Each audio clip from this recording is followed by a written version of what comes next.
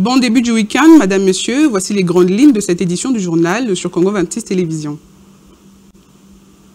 Au Sénat, plusieurs éléments font déjà planer le doute sur la destination des fonds mis à la disposition de cette chambre haute du Parlement. L'ancien bureau intérimaire dirigé par Sangouma Moussaï accuse le bureau provisoire du doyen d'âge Pascal Kinduelo de détournement des émoluments des sénateurs, un jeu de ping-pong qui fait couler encre et salive.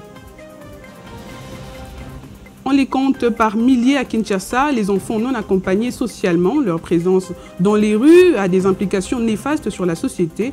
Beaucoup veulent rentrer en famille, mais leur insertion reste encore un défi. Détail dans ce journal. Et puis, législative en Grande-Bretagne, 14 ans de l'opposition après, le Parti travailliste a battu les conservateurs avec une majorité écrasante. 363 sièges selon les résultats déclarés dans les 527 circonscriptions sur les 650. En conséquence, les conservateurs devront emporter leur action de renvoi des migrants signée avec le régime rwandais de Kagame. Voilà tout pour le sommaire et merci d'être avec nous. Je l'ai annoncé au sommaire, plusieurs éléments font déjà planer le doute sur la destination des fonds mis à la disposition du Sénat. L'ancien bureau dirigé par l'ex-sénateur Sangouma Moussaï accuse le bureau provisoire du doyen d'âge Pascal Kinduelo de détournement des émoluments des sénateurs, un jeu de ping-pong qui a inspiré notre rédaction.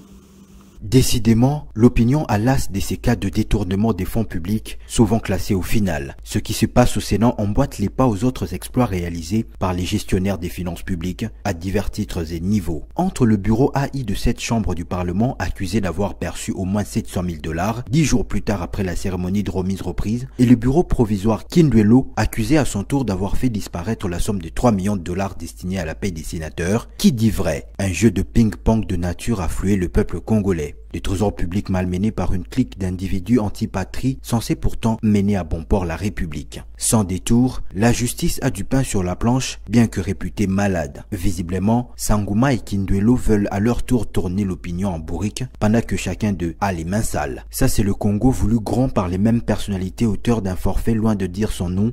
Non, assurément. Alors, vivement une enquête. Quelle politique pour sauvegarder les entreprises publiques en vue de l'accroissement de l'économie nationale alors que la saisie de leurs comptes bancaires entrave leur développement? Cette question a été au centre des échanges entre Constant Moutamba et Jean-Lucien Boussa. Le ministre du Portefeuille appelle à son collègue de la Justice à s'en approprier pour des solutions palliatives. Suivez Jean-Lucien Boussa dans ses propos sélectionnés par Ebenezer Bouanga. Le mal, ce sont des condamnations, des jugements uniques et des saisies intempestives des comptes de toutes les entreprises du portefeuille de l'État. Et ceci se passe à tout vent. Et c'est devenu systémique. Il faut mettre fin à cette situation-là. Parce que ce type de jugement et la saisie des comptes de ces entreprises a un impact négatif sur le développement de ces entreprises et par conséquent sur le développement économique du pays. Comme vous savez, l'économie, les pans de l'économie qui est contrôlé par les Congos et les Congolais à 100%, ce sont les entreprises du portefeuille de l'État. Et lorsque les comptes sont tous les jours saisis, ces entreprises ont des problèmes de trésorerie, ne savent pas gérer les problèmes au quotidien, et donc sont incapables d'investir pour le développement des activités. Le rôle des entreprises du portefeuille de l'État est d'assurer, ou mieux de contribuer à la croissance de l'économie du pays. 2, de contribuer au développement social, de générer des emplois, sinon de protéger les emplois existants, mais aussi de contribuer au budget de l'État. Et si ces entreprises vivent ce système, nous ne saurons pas développer notre économie en nous servant de ces pans importants de l'économie. Voilà pourquoi je suis venu porter la question au niveau du ministre d'État, ministre de la Justice, pour que des décisions fortes soient prises en vue de protéger les entreprises publiques, je dirais mieux, les entreprises du portefeuille de l'État, au fin de leur permettre de jouer leur rôle économique et social dans le pays. Nous l'avons appris, l'activiste pro-démocratie Gloria Senga Pandachala est libre de tout mouvement depuis le jeudi 4 juillet à la tombée de la nuit. Sa libération a été accueillie avec joie par quelques membres de la société civile. Elle a été arrêtée il y a plusieurs mois et les raisons de son arrestation restent encore inconnues. 3 condamnations à mort, 2 à la servitude pénale à perpétuité, 1 à 20 ans de servitude pénale. Tel est le verdict du tribunal militaire garnison de Kisangani, chef-lieu de la province de la Tchopo. 7 prévenus ont comparu en procédure de flagrance à l'audience publique organisée ce jeudi 4 juillet dernier. Major Nestor Mavoudissa revient sur le verdict dans ses propos recueillis par Bantou Kambale Kapanja. Kibicho, Évariste, Monsieur le Président. Celui qui le pousse à agir de la sorte, la peine de mort. Tout a commencé avec les conclusions des 5 parties civiles qui toutes, à l'unanimité, ont demandé au tribunal de condamner les prévenus tant aux peines qu'aux dommages et intérêts en faveur de celles-ci. Leur réparation était évaluée pour les unes à $200 000 et pour les autres à $100 000 selon les préjudices subis, et c'est en monnaie qui a cours légal en République démocratique du Congo. Poursuivi pour association des malfaiteurs, vol à main armée et viol avec violence, le ministère public a requis la peine de mort contre M. Lifafou alias Mosekwe, M. Mangado Blaise et M. Kidicho Évariste. Pour M. Lochunge Antoine et M. Mombaya Mangandou, le ministère public a requis la servitude pénale à perpétuité pour le même fait. Madame Foné Bernadette, pour elle, l'organe poursuivant a requis 20 ans de servitude pénale pour association de malfaiteurs et vol à main armée. Par contre, pour insuffisance de preuves, le ministère public instruisant à décharge a sollicité l'acquittement pur et simple de Sier Israël Longenjate, qui lui était poursuivi pour recel. Le prévenu ont tous clamé leur innocence devant le tribunal militaire de garnison de Kisangani, tout en sollicitant leur libération. Les débats sont clos et l'affaire est prise en délibéré en attendant la sentence qui interviendra dans les 10 jours qui suivent ou encore dans le délai légal. Depuis la place de Martyr, dans la commune de Makiso en ville de Kisangani, Major Nestor Mavoudissa, coordonnateur SIFA, 3e zone de défense. Le vice-premier ministre en charge de la défense nationale et ancien combattant a été présenté aux membres du haut commandement militaire par le chef d'état-major général des FARDC au cours de la cérémonie organisée hier par Gu Kabombo, a appelé l'armée au sens élevé du patriotisme pour sauvegarder l'intégrité territoriale. Et Benézer Bouanga pour les détails.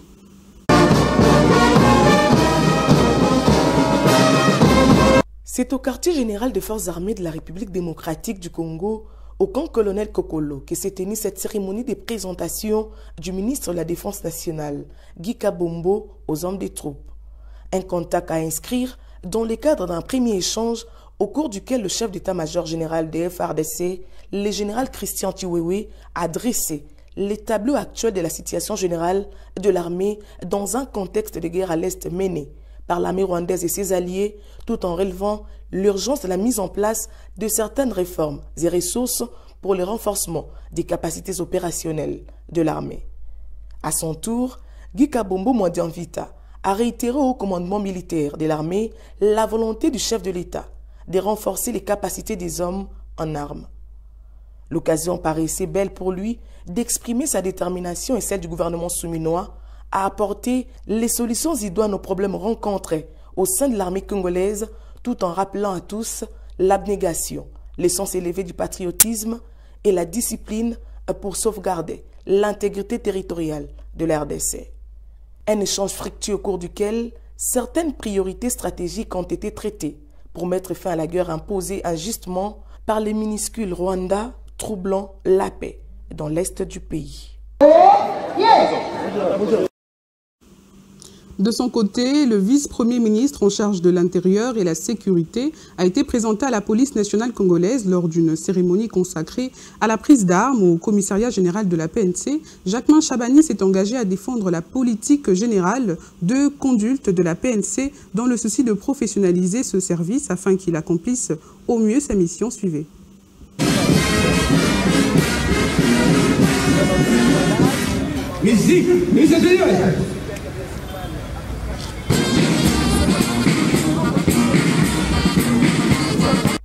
C'est en présence de certains officiers de la police nationale congolaise et politique, dont le premier citoyen de la ville de Kinshasa et le ministre de la Justice et garde des Sceaux, que s'est déroulée cette cérémonie de prise d'armes du patron de la territoriale et sécurité nationale Jacquemin Chabani, qui a tout de suite exprimé son engagement à défendre les intérêts de la PNC tout en garantissant des conditions de travail dignes d'un policier et à travailler pour assurer la sécurité de la population et la protection de leurs biens.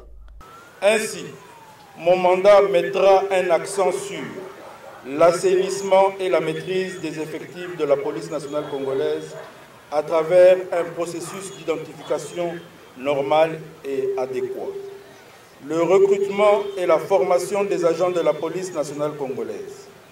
L'amélioration de la rémunération au sein de la police va rendre la carrière policière plus attractive et va résoudre le social du policier. Profitant de la circonstance, le vice-premier ministre, ministre de l'Intérieur et Sécurité, a mis en garde les policiers aux auteurs de certains bavours de nature à tenir l'image de la police en promettant des sanctions directes contre ceux qui seront pris dans les pièges. Il est primordial de bannir les antivaleurs telles que les arrestations arbitraires, la corruption et la confusion. Il y a également les tracasseries policières et routières qu'il faudra à tout prix éradiquer. Certains policiers parmi vous, ayant la fonction d'officier de police judiciaire, s'illustrent à taxer des amendes transactionnelles exorbitantes sans tenir compte des textes légaux en la matière. Et d'autres encore passant par des arrestations arbitraires pour retenir à charge des paisibles citoyens des infractions qui n'existent pas. Toutes ces antivaleurs doivent être éradiquées au sein de vos unités respectives. Après son exposé, il est conseillé de laisser le temps au temps pour évaluer les retombées de l'amélioration significative des réformes annoncées au sein de la police et des forces de sécurité de la République.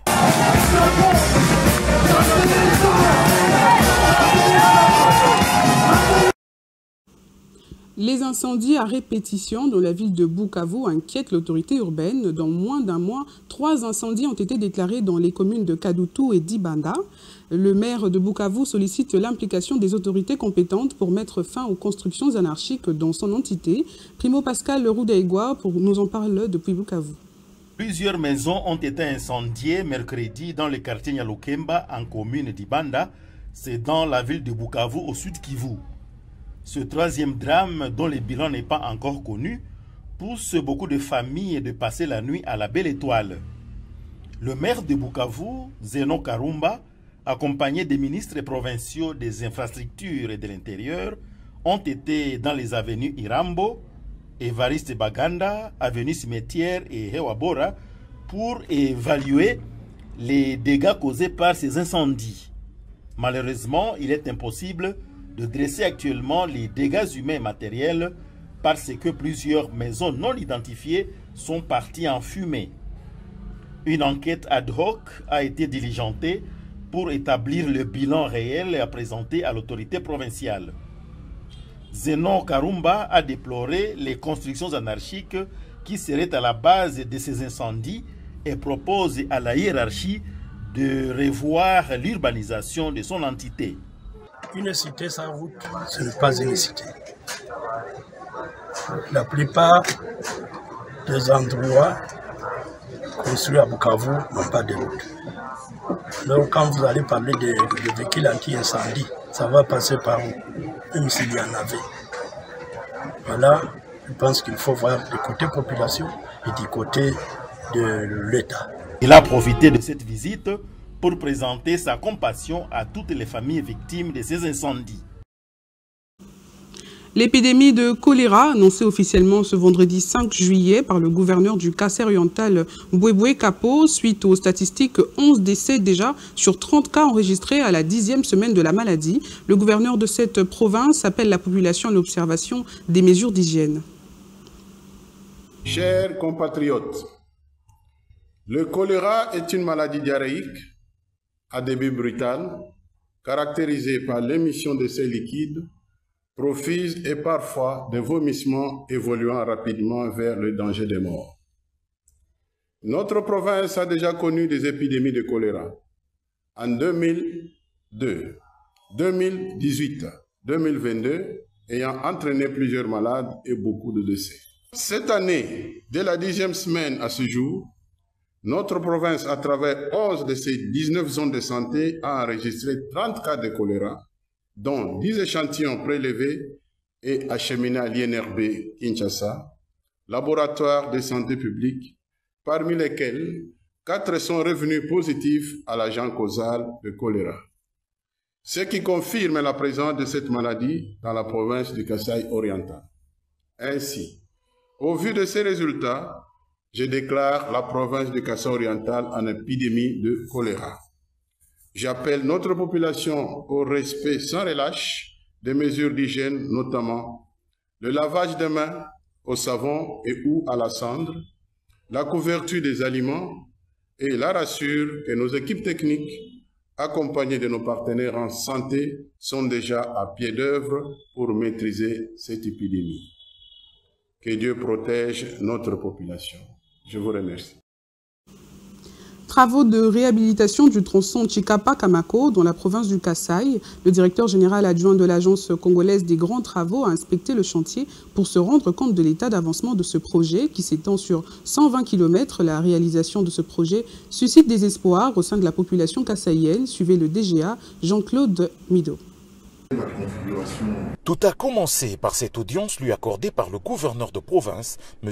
Dieudonné Piémé, qui a évoqué à son intention les immenses espoirs qu'a créé ce projet au sein de la population du Kassai. Par la suite, en compagnie de quelques collaborateurs, dont le chef de mission affecté à ce projet, Jean-Claude Midombouété, a parcouru les 62 premiers kilomètres. Le dégagement d'emprise, qui a induit un traitement de bourbier et un rechargement par endroit, fait que l'on roule déjà aisément sur cette route. Jean-Claude Midombouété, qui a également visité les bases vie de Chikapa, de Mungamba et de Chakwaji, apprécie. Il faudra d'abord retenir que cette mission a pour objectif l'inspection de l'état d'avancement des travaux du tronçon Chikapa-Kamako, un tronçon d'au moins 120 km. Il faudra aussi préciser que c'est un investissement en PPP, mode partenariat public et privé, avec comme concessionnaire Toa Investment. Et il est question aussi qu'on puisse mettre des postes de péage et paysage plus ou moins 3. Et le projet aussi inclut un poste frontalier et un port sec au niveau de Kamako. Évaluation faite sur les 120 km de la route à construire de Chikapa à Kamako, 62 ont fait l'objet de cette visite du DGA de la CGT. Il s'agit du tronçon entre Chikapa et Kamonia. Ici, les travaux préparatoires déjà réalisés sont estimés.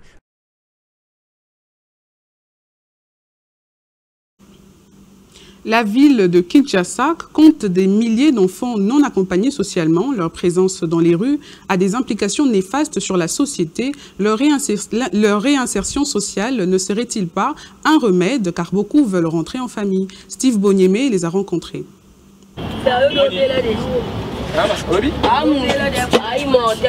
Vivant dans la rue depuis un temps, ces enfants sont en quête d'un toit et de la nourriture quotidienne. Ils s'en donnent à la drogue, au vol de biens d'autrui, au banditisme et de la prostitution pour les filles, faute de mieux.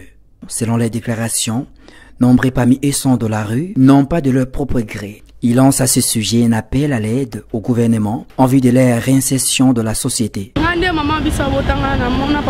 Je n'ai jamais connu mon père depuis ma naissance. Toutefois, j'ai vu les pères de mes frères. Alors, il s'est fait que ma mère et mes frères m'ont maltraité en me demandant d'aller les chercher. C'est cette situation qui m'a poussée à me séparer d'eux. Voilà pourquoi je me retrouve dans cet état. Et ce que je veux maintenant, c'est de retourner à l'école. Pourquoi sont-ils dans la rue? Les raisons sont multiples. L'on note selon les concernés les traitements dégradants dont certains sont l'objet dans leurs familles respectives, la pauvreté, la disparition de parents. Sur ces lots de malheur figurent également les enseignements reçus dans certaines églises par les tuteurs. Et mon impression et ce que j'ai appris d'eux, ils ne sont pas toujours de sorciers ou les noms qu'on école de loin, mais ce sont aussi des enfants qui ont été privés de leur enfance ou leur jeunesse et tout, et qui se retrouvent dans la rue. Et je me rappelle que l'un d'eux m'a dit une fois que non, quand je vole, c'est parce que je veux manger. Je ne vole pas parce que je désire voler, mais c'est ça le moyen le plus facile pour avoir quelque chose pour manger et tout. Alors, et tu sens que non, ils ont besoin de l'affection, besoin qu'on puisse les écouter. La création de structures de l'État pour l'encadrement des enfants de la rue en vue de leur réinsertion dans la société active, afin de leur permettre de faire l'école et de mener une vie normale, est vivement souhaitée. En religion, la commémoration des 64 ans de l'indépendance de la RDC a fait l'objet d'une grande action de grâce rendue à Dieu par l'église La Cité de Refuge qui est dirigée par le prophète Jules Moulindois. C'était le dimanche sur la place échangeur de Limité. Reportage Carlos Lefaka.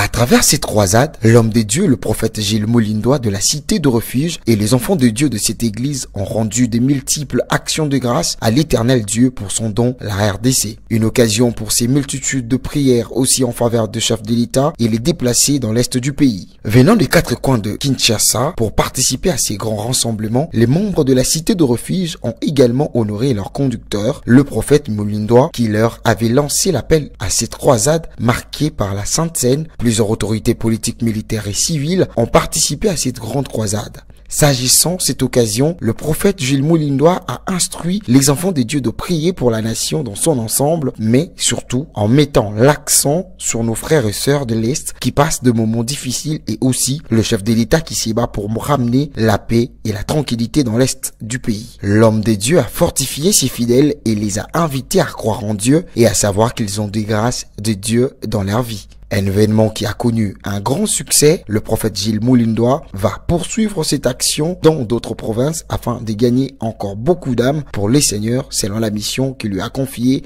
le Seigneur Jésus-Christ.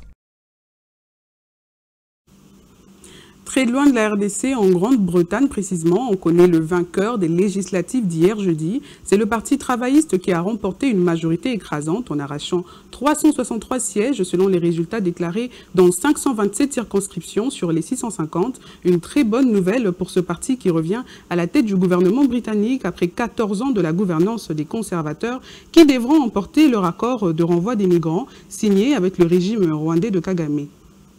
La victoire des travaillistes est aussi celle de leur chef, Keir Starmer, un avocat à la brillante carrière après 9 ans de lutte. Le chef de file et son parti renversent le parti conservateur qui s'est imposé sans difficulté jeudi dans la circonscription de St. Pancras et Holborn au centre de Londres. La victoire des travaillistes est aussi historique que celle de Tony Blair en 1997, mais dans des conditions tout à fait différentes. Avec une ferveur populaire, son aîné avait été porté au pouvoir à travers un message de modernité dans un pays qui avait encore une vision optimiste sur l'avenir et d'un continent en paix. Signalons que la campagne a été caractérisée par un manque d'enthousiasme et de confiance chez les électeurs cette année. Ce vendredi, la victoire du Parti travailliste a fait la une des quotidiens britanniques, unanime pour qualifier le tournant politique du Royaume-Uni après 14 années de pouvoir conservateur. Keir Starmer s'apprête donc à entrer à Downing Street, mettant fin à plus de 10 ans de l'opposition pour les travaillistes. Ce journal est terminé. Merci de votre sympathique attention et bon week-end.